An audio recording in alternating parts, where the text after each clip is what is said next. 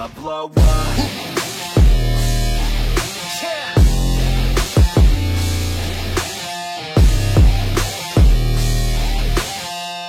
Salut tout le monde et bienvenue dans un tout nouvel épisode du Magnus Toy Show, l'émission qui vous parle des jouets Transformers. Aujourd'hui, on va découvrir ensemble le Masterpiece Movie de Brawl, dernier né de la gamme, inspiré du premier film en live action. Au début, j'avais envie de vous faire une grosse rétrospective sur le personnage, un peu à la manière de ce que j'ai fait sur Ratchet par exemple.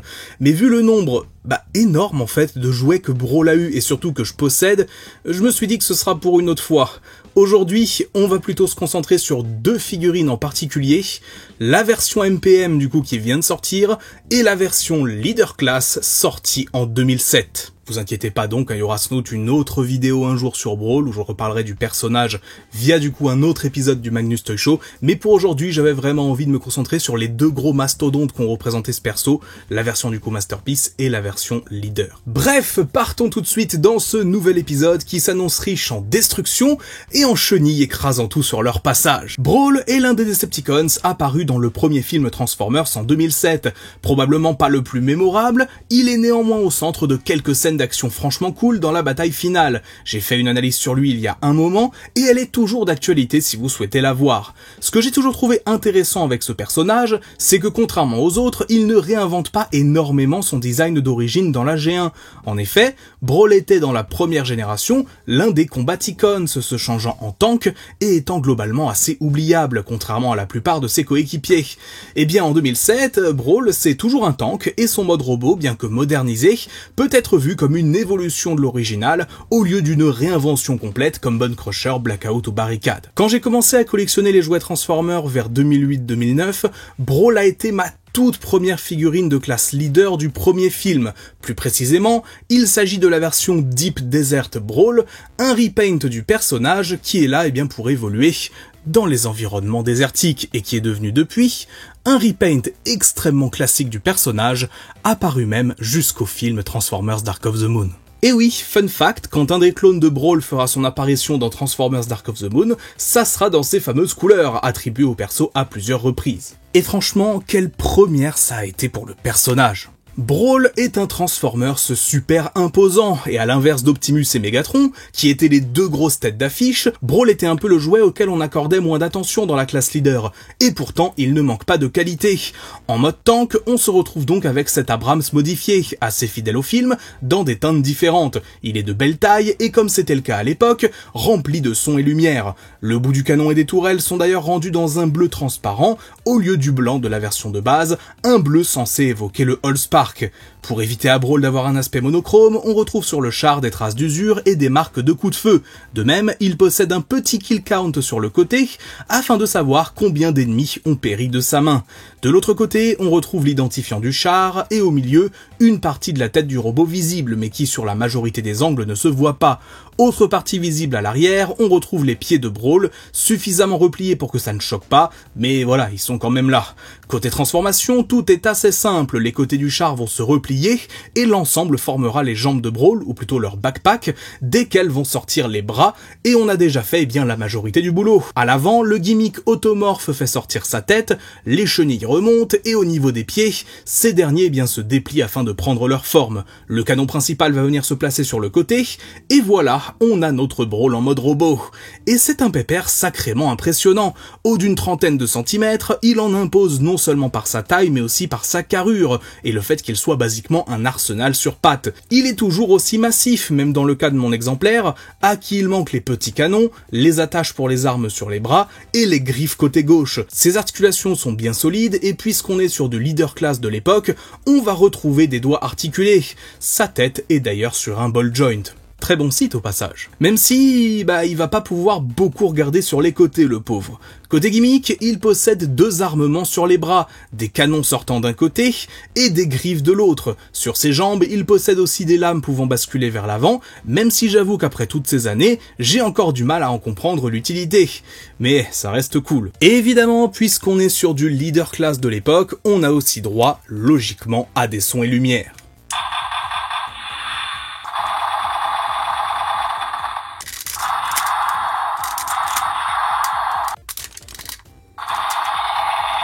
Oh ta gueule! Oui, je sais pas si c'est une question d'âge en termes de mécanisme ou si ça a toujours été comme ça, j'avoue j'ai plus le souvenir, mais Brawl, des fois, une fois qu'on l'a lancé, il veut plus se taire en termes d'effets sonores, et ça devient vite chiant. Même s'il est un peu handicapé niveau posabilité par ses bras de gorille, et le fait que ses mains ne puissent pas tourner, ça reste un très bon jouet de l'époque, même si avec le temps, son utilité au sein d'une collection s'en trouve limitée, et il a je pense beaucoup moins de poids nostalgique que Megatron ou bien sûr Optimus Prime. On avait aussi une version de luxe beaucoup plus répandue, et l'arrivée du Studio Series en 2018 a fait de ce dernier eh bien la version entre guillemets définitive du personnage. En tout cas, pour une collection de gamme classique type Generations.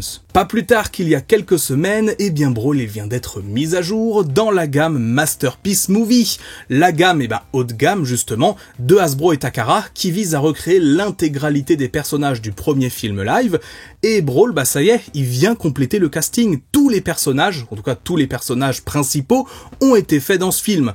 Il manquera juste Frenzy, le pauvre, et aussi Bumblebee dans son mode Camaro de 77, mais voilà, c'était le dernier Transformer qu'on attendait, et il est là.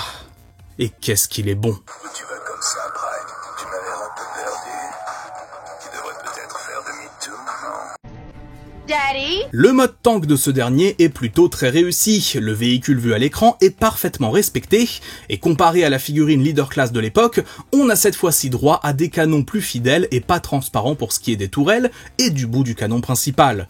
Les tourelles d'ailleurs sont équipées de missiles et peuvent se tourner, on peut choisir de les avoir inclinées ou droites, dans le sens de la marche, au choix. Cependant, puisque c'est un masterpiece, vous vous en doutez, tout est fixe, on peut juste les détacher, mais ça c'est quelque chose qui sera davantage utile en mode robot. Pour le reste, on peut noter également que l'arrière de la nouvelle version est désormais beaucoup plus propre. Par contre, une chose qu'ils ont en commun, et que je trouve limite mignon, c'est que la tête de Brawl est visible à l'avant dans les deux cas. Encore une fois, ce n'était pas un problème à l'époque, et ça n'est toujours pas un problème aujourd'hui, car l'angle fait bien que ça ne se voit pas. On va pouvoir tourner la plateforme, puis la tourelle sur le dessus, mais aussi, et ça c'est plutôt cool, chaque canon individuellement. De plus, il va être possible de mettre des effets de tir un peu partout, on en a pour les canons et les tourelles, de quoi être déjà un monstre en mode alternatif. Enfin, à noter quand même, car je sais que certains voudront l'info, non, les chenilles sont en plastique et ne sont pas en caoutchouc, et avancent grâce à des petites roulettes. Dernièrement, on a vu Hasbro et Takara proposer quelques pneus dans un type de plastique répliquant du caoutchouc, mais ça n'est pas le cas de ce Brawl. Ça n'enlève rien à la prestance du véhicule cependant, qui passerait très bien au passage pour une simple réplique de char américain. La transformation de cette figurine est pour moi l'un de ses gros points forts. Le niveau d'ingénierie est à la fois poussé, mais la façon de tout faire est tellement logique que dès la première manipulation, j'ai réellement pris plaisir à bouger les différentes pièces. On trouve bien évidemment quelques petites inspirations du leader de l'époque, mais aussi et surtout d'autres versions du personnage sorties entre-temps, du côté des Deluxe ou du Studio Series. Ce masterpiece est réellement l'aboutissement ultime de ce qu'on peut faire avec le personnage.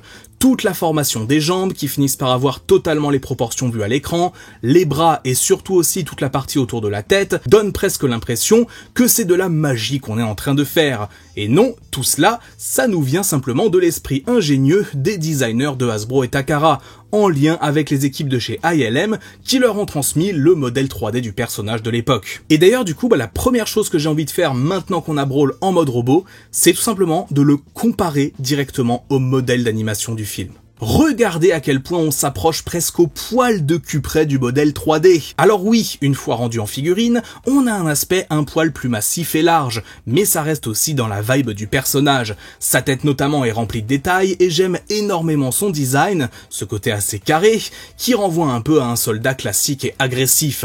On peut d'ailleurs lui ouvrir sa bouche si on le souhaite, un détail ultra appréciable. Côté articulation du coup, c'est une figurine moderne et en plus un masterpiece, donc vous vous en doutez, il ne faut pas se faire de soucis avec ça.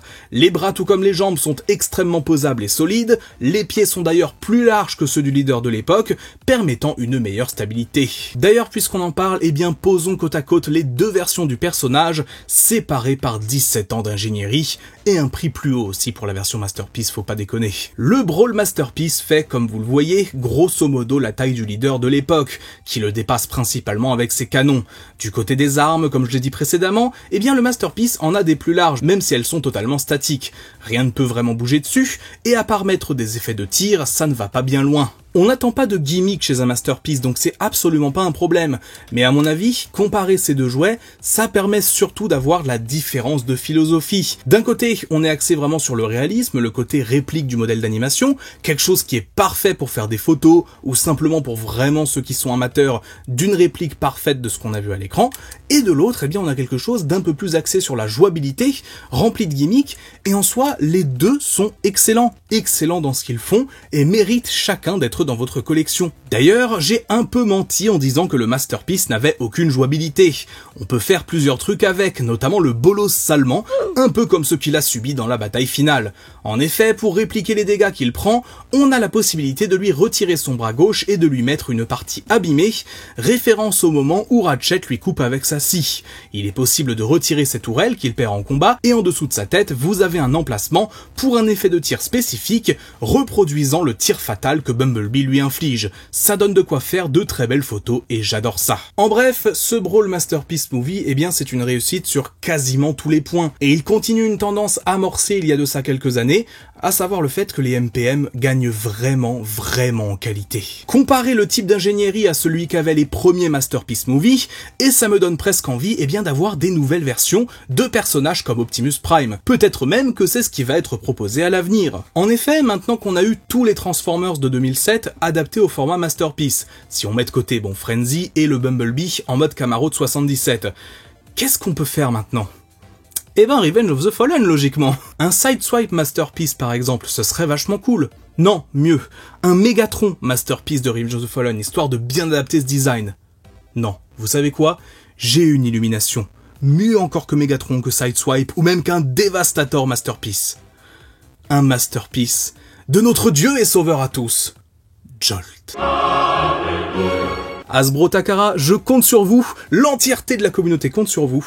Un Masterpiece de Jolt, s'il vous plaît. Bref, voilà pour ce nouvel épisode du Magnus Toy Show, j'espère vraiment qu'il vous aura plu. Comme d'habitude, n'oubliez pas de me dire en commentaire ce que vous en avez pensé. Qu'est-ce que vous pensez eh bien, de ces deux figurines de Brawl ? Est-ce que vous avez le leader class de l'époque ? Ou est-ce que vous comptez acquérir le Masterpiece sorti il y a quelques semaines ? Dites-moi tout ça et je serai heureux de le lire comme d'habitude. Sur ce, c'est tout pour moi, c'était Magnus, n'oubliez pas le petit pouce bleu pour soutenir la chaîne comme d'habitude. Merci beaucoup à tous ceux qui le font. Et sur ce, on se retrouve très bientôt pour des nouvelles vidéos. C'était Magnus. Ciao!